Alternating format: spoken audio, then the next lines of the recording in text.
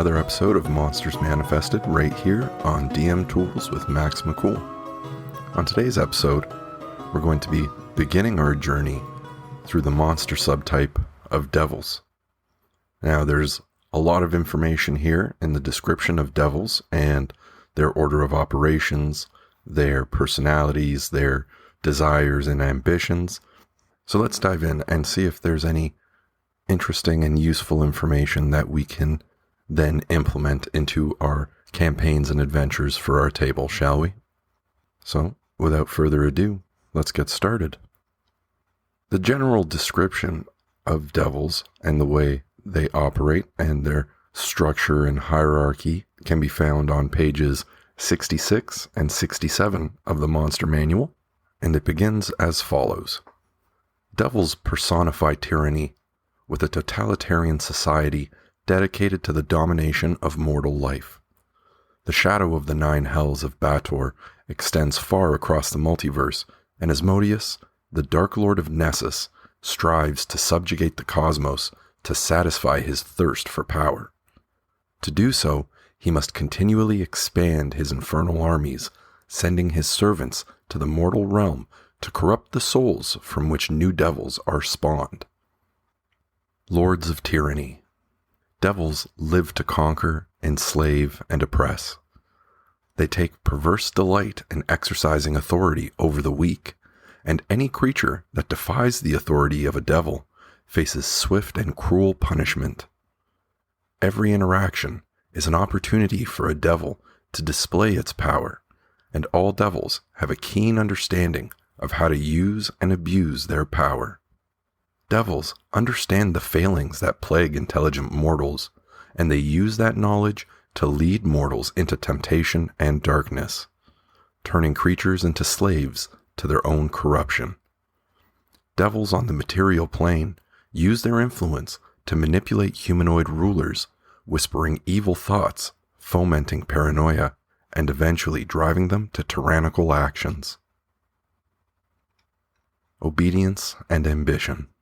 In accordance with their lawful alignment, devils obey, even when they envy or dislike their superiors, knowing that their obedience will be rewarded. The hierarchy of the 9 hells depends on this unwavering loyalty, without which that fiendish plane would become as anarchic as the abyss. At the same time, it is in the nature of devils to scheme, creating in some a desire to rule that eclipses their contentment to be ruled. This singular ambition is strongest amongst the archdevils whom Asmodeus appoints to rule the 9 layers of the 9 hells. These high-ranking fiends are the only devils to ever sample true power, which they crave like the sweetest ambrosia. Dark dealers and soulmongers. Devils are confined to the lower planes, but they can travel beyond those planes by way of portals or powerful summoning magic. They love to strike bargains with mortals, seeking to gain some benefit or prize, but a mortal making such a bargain must be wary. Devils are crafty negotiators and positively ruthless at enforcing the terms of an agreement. Moreover, a contract with even the lowliest devil is enforced by Asmodeus's will. Any mortal creature that breaks such a contract instantly forfeits its soul, which is spirited away to the 9 hells. To own a creature's soul is to have absolute control over that creature, and most devils accept no other currency in exchange for the fiendish power and boons that they can provide. A soul is usually forfeited when a mortal dies naturally, for devils are immortal and can wait years for a contract to play out. If a contract allows a devil to claim a mortal's soul before death, it can instantly return to the 9 hells with the soul in its possession. Only divine intervention can release a soul after a devil has claimed it. So that's it for the first page of Devils. I find that quite interesting and quite straightforward. So we already have a structure that we can utilize in how the devils operate and cooperate amongst each other in order to sort of further along this prospect of ultimate control and authority. And I think that you can utilize that focal point, that main goal, as a very beneficial driving force to implementing the villains of your world or realm, or simply of an adventure or section of a campaign that you've already established. And I think that you can utilize it in ways that may be more sympathetic or understandable, perhaps is a better word for it, to the players and to their characters as they traverse through the lands and try to make the realms a better place, presumably. But before we dive into some ideas and concepts for how to establish a campaign and or an adventure, let's continue on with the description of devils with the infernal hierarchy, which begins on page 67. The Nine Hells has a rigid hierarchy that defines every aspect of its society. Asmodeus is the supreme ruler of all devils and the only creature in the Nine Hells with the powers of a lesser god. Worshipped as such in the material plane, Asmodeus inspires the evil humanoid cults that take his name. In the Nine Hells, he commands scores of pit fiend generals, which in turn command legions of subordinates. A supreme tyrant, a brilliant deceiver, and a master of subtlety, Asmodeus protects his throne by keeping his friends close and his enemies closer. He delegates most matters of rulership to the pit fiends and lesser archdevils that make up the infernal bureaucracy of the Nine Hells, even as he knows that those powerful devils conspire to usurp the throne of Bator from which he rules. Asmodeus appoints archdevils, and he can strip any member of the infernal hierarchy of rank and status as he likes. If it dies outside the Nine Hells, a devil disappears into a cloud of sulphurous smoke or dissolves into a pool of ichor, instantly returning to its home lair, where it reforms at full strength. Devils that die in the Nine Hells are destroyed forever, a fate that even Asmodeus fears. Archdevils. The archdevils include all the current and deposed rulers of the Nine Hells. See the layers and lords of the Nine Hells table, as well as the dukes and duchesses that make up their courts, attend them as advisors, and hope to supplant them. Every archdevil is a unique being with an appearance that reflects its particular evil nature. Greater Devils. The Greater Devils include the pit fiends, araignées, horned devils, and ice devils that command lesser devils and attend the archdevils. Lesser Devils. The lesser devils include numerous strains of fiends, including imps, chain devils, spine devils, bearded devils, barbed devils, and bone devils. Lemures. The lowest form of devil, lemures are the twisted and tormented souls of evil and corrupted mortals. A lemure killed in the Nine Hells is only permanently destroyed if it is killed with a blessed weapon, or if its shapeless corpse is splashed with holy water before it can return to life. Promotion and demotion. When the soul of an evil mortal sinks into the Nine Hells, it takes on the physical form of a wretched lemure. Archdevils and greater devils have the power to promote lemures to lesser devils. Archdevils can promote lesser devils to greater devils, and Asmodeus alone can promote a greater devil to archdevil status. This diabolic promotion invokes a brief, painful transformation, with the devil's memories passing intact from one form to the next. Low-level promotions are typically based on need, such as when a pit fiend transforms lemures into imps to gain invisible spies under its command. High-level promotions are almost always based on merit, such as when a bone devil that distinguishes itself in battle is transformed into a horned devil by the archdevil it serves. A devil is seldom promoted more than one step at a time in the hierarchy of infernal forms. Demotion is the customary punishment for failure or disobedience among the devils. Archdevils or greater devils can demote a lesser devil to a lemure, which loses all memory of its prior existence. An archdevil can demote a greater devil to lesser devil status but the demoted devil retains its memories and might seek vengeance if the severity of the demotion is excessive. No devil can promote or demote another devil that has not sworn fealty to it, preventing rival archdevils from demoting each other's most powerful servants. Since all devils swear fealty to Asmodeus, he can freely demote any other devil, transforming it into whatever infernal form he desires. The 9 Hells. The 9 Hells are a single plane comprising 9 separate layers. See the Layers and Lords of the 9 Hells table for reference. The first 8 layers are each ruled by archdevils that answer to the greatest archdevil of all, Asmodeus, the Archduke of Nessus, the 9th layer. To reach the deepest layer of the 9 Hells, one must descend through all 8 of the layers above it, in order. The most expeditious means of doing so is the river Styx, which plunges ever deeper as it flows from one layer to the next. Only the most courageous adventurers can withstand the torment and horror of that journey. And finally, we have a little bit of extra scripture in regards to devil true names and talismans, and it reads as follows. Though devils all have common names, every devil above a lemure in station also has a true name that it keeps secret. A devil can be forced to disclose its true name if charmed, and ancient scrolls and tomes are said to exist that list the true names of certain devils. A mortal who learns a devil's true name can use powerful summoning magic to call the devil from the 9 Hells and bind it into service. Binding can also be accomplished with the help of a devil talisman. Each of these ancient relics is inscribed with the true name of a devil it controls and was bathed in the blood of a worthy sacrifice, typically someone the creator loved when crafted. However it is summoned, a devil brought to the material plane typically resents being pressed into service.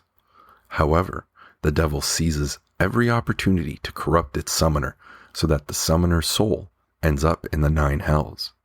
Only imps are truly content to be summoned, as they easily commit to serving a summoner as a familiar, but they still do their utmost to corrupt those who summon them. And that's all there is when it comes to the infernal hierarchy of devils. So, all in all, I think that the description here of devils and sort of the way they function, their order of operations, their hierarchy, and the processes in which one can move up or down the ranks provides us with a lot of information that we can utilize when coming up with ideas for a campaign, a series of adventures, or even potentially a single adventure, although even as a single adventure may take multiple sessions at the table depending on the duration of the game. So now that we've read and consumed all of that information, let's chew on that a little bit and see if we can come up with some compelling ideas for how to run a campaign setting or series of adventures or single adventure even, using the information we've gathered.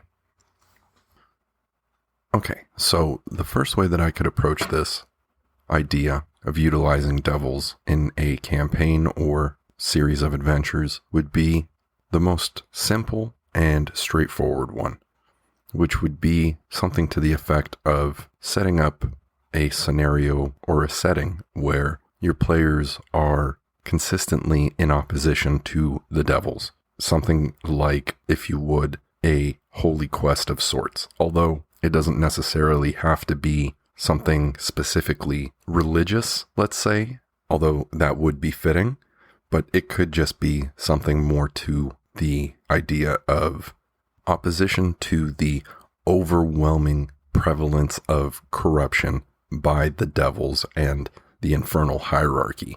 So effectively, your players would be these kinds of redeemers or holy knights, if you would, some sort of order or part of some sort of order or faction of crusaders in a sense, all working towards the goal of mitigating at the very least all of the corruption and perversion of souls and life on the material plane, and at most the eradication of it, although that may be a difficult, near impossible, or impossible, some would think, target to aim at, simply due to the fact that an individual such as Asmodeus with the powers of a lesser god, even if he was destroyed, presumably another would just take his place or be assigned that place, because it seems to be required to be ever present. Otherwise, if left unattended, it will fester and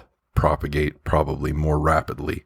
At least in this instance, there is a structure that he imposes upon the other devils, which he holds total authority and rule over, but it maintains a level of structure that probably allows for some form of surveillance and control, at the very least amongst the 9 hells and the devils that reside within it. But either way, you could go something the route of direct opposition, a sort of holy quest, or a chapter of holy warriors that are progressively making their way through the world, through the material plane and other planes, all in an attempt to contend with and overcome to the best of their abilities these devilish entities and the destruction and subjugation that they seek out upon the rest of the realms. Another way that you could implement devils in your campaign or in some of your adventures, especially if you want to utilize devils perhaps in a leg of your campaign rather than it being the overarching concept of your campaign, would be by implementing a form of character or source that offers something to the players, and the very least intrigue that may cause them to become curious and seek it out.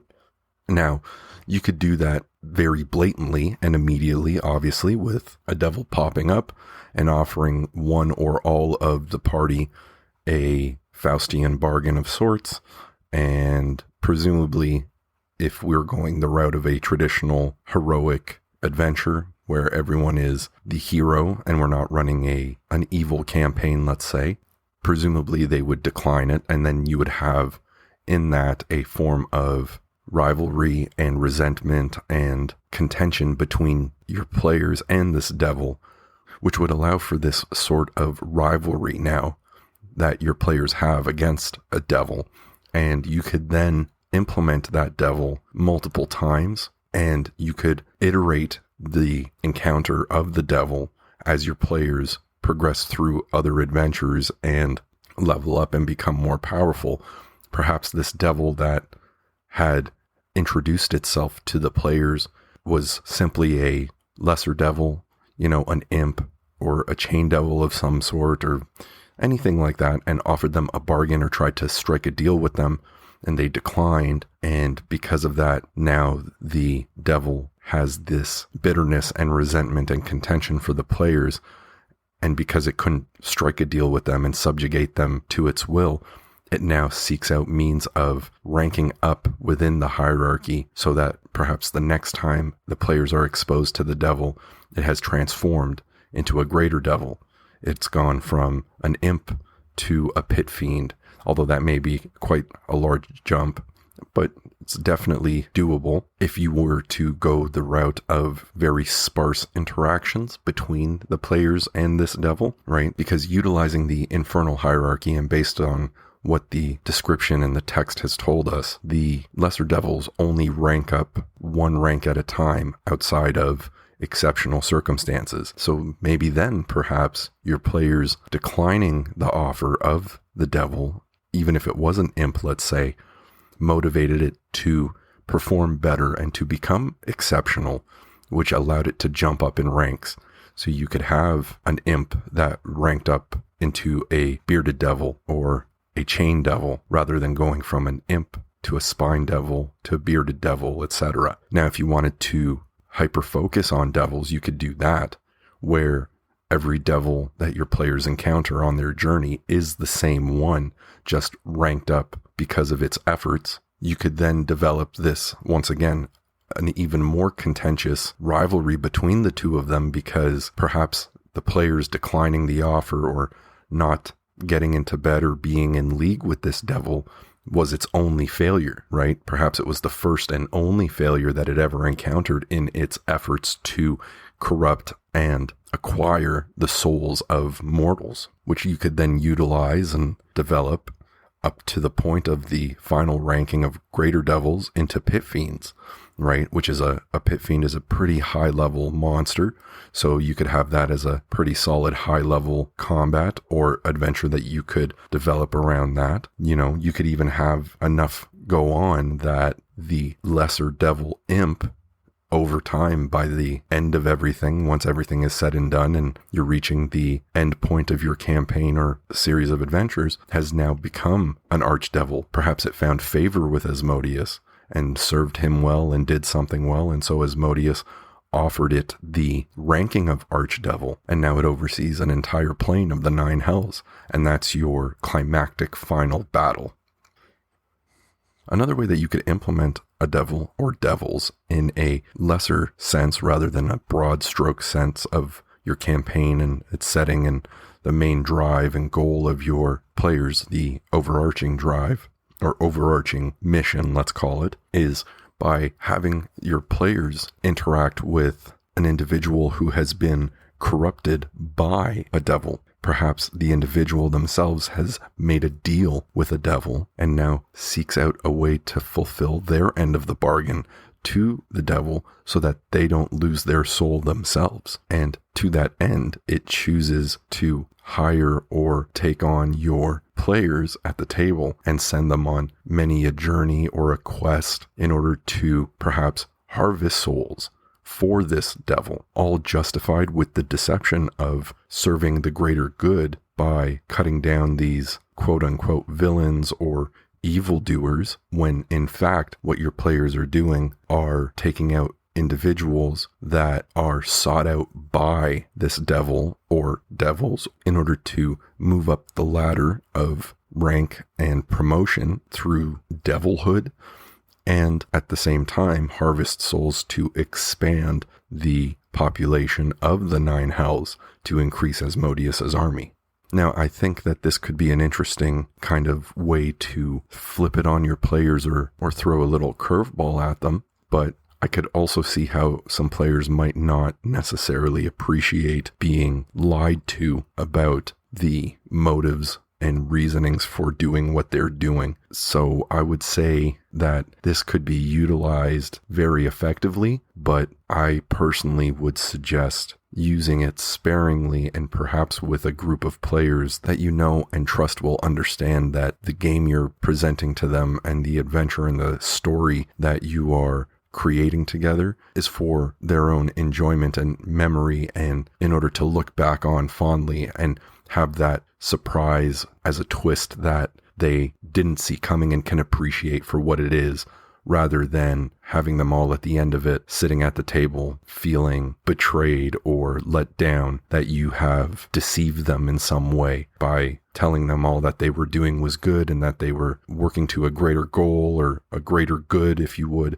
and by the end all they've done is made things worse. It can feel bad, but with the right people and the right group of players that you're familiar with and you know you can trust to enjoy an interesting setting and a result that they weren't expecting, I think that that could lead to some cool, memorable situations and scenarios that will be referred to and talked about and remembered for a substantial amount of time.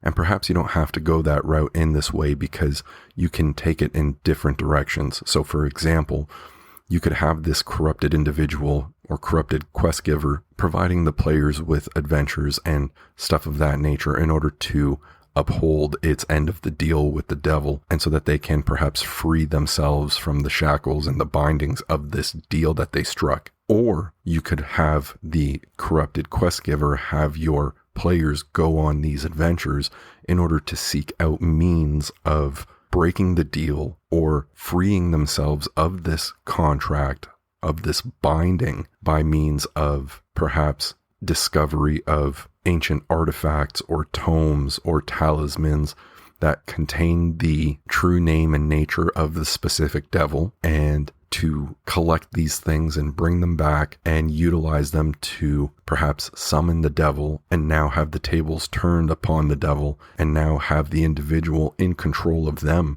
rather than vice versa. And having that devil now in their service, they can command it to break the deal and fail. which would lead to the destruction or demotion at the very least of the devil. But if the devil is compelled to do it by means of its true name, it has no choice but to do it, which would then be seen as a terrible end for itself. But such is the potential outcome and result when you play a game such as this. You could also implement a nice twist there right at the end, where perhaps the corrupted quest giver who is seeking freedom and redemption from the devil and this deal that it struck suddenly gains a taste of the power and the greed and decides to utilize the devil to serve their own goals and ends, which could then lead to, again, an interesting combat or climactic moment where your players are now forced to contend with the individual that they had spent so much time or some amount of time working so diligently to help. But the green-eyed monster had shown itself within this corrupted person in their moment of desperation and took over their desires and their will, if you would. And desperation, I think, can be utilized as well. I'm trying to go through the concepts of devilry and how they behave, and the text tells us that they are highly exploitative of the weaknesses of mortals. So, although it's tragic, thinking as a devil, desperation and fear would be a very good thing to utilize if you wanted to control and bend someone to your will. And you could do that within a singular individual, be it, again, that merchant or quest giver or whomever that has fallen on hard times, and there was a quote-unquote light at the end of the tunnel, and they took the deal, and all it cost them was their soul, which they were willing to give up, perhaps, if it meant survival. You could have desperation of an individual in the party. Perhaps one of the players falls unconscious and fails their death saves.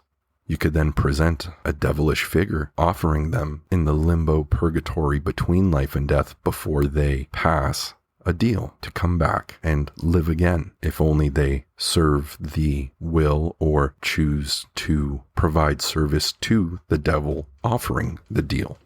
You could also utilize something like a ruler of sorts who has no way of serving their people. Perhaps there's some sort of destruction or failure or catastrophe of some sort. Perhaps there's a failure in crops or production of food, or perhaps there's a siege taking place upon the kingdom, or perhaps the settlement is being overrun by raiders and bandits and stuff of that nature, and they have no means of defending themselves, or they do have means of defending themselves, but they are drastically outshone by the attackers. And so the ruling individual has become desperate, and in their desperation has struck a deal, an accord with the devil in order to protect them, in order to provide them with a means of acquiring better weaponry, better defenses. In the case of the starvation, perhaps a means of food to feed the people so that they're not sick and dying, and all it cost them was their soul. It seems rational enough, a single soul for the prosperity of many, but perhaps the deal is not simply that. Chances are the deal won't just be that. As stated by the text, most devils are fairly ambitious and seek to rank up, so they would require more than just a single individual soul. For the sake of feeding an entire village, let's say, perhaps the damnation of the entire village is the end result or the end goal of the devil. Why collect one soul of an individual just because they sit in a certain chair, when you could take hundreds of souls, all of them, for all of time? And perhaps that's what the players have to contend with when they get there, is to figure out a means of freeing not just the individual, but the fate of the entire settlement from the tyranny and subjugation of a single devil.